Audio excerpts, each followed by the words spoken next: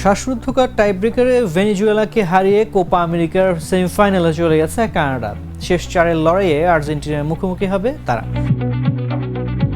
ভেনেজুয়েলার বিপক্ষে ম্যাচের মূল সময়ের খেলা 1-1 সমতায় শেষ করে টাইব্রেকার শুটআউটে 4-3 ব্যবধানে জয় পেয়েছে কানাডা,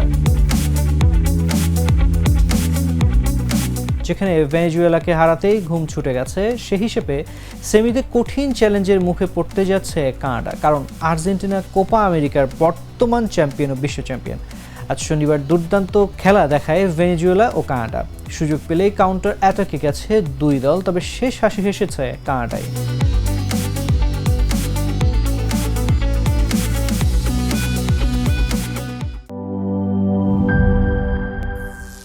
করিম চাচা, আপনার প্রিয় মানুষদের কখনো বিপদে ফেলতে চাইবেন না স্যার। তাহলে আমাদের বিপদে রাখা কি ঠিক হচ্ছে? এজন্যই বিজলি কেবলস সবচেয়ে ভালো ও নিরাপদ। ফ্লেম রিটার্ডেন্ট পিভিসি দিয়ে তৈরি বিজলি কেবলস, নিরাপদ আজীবন।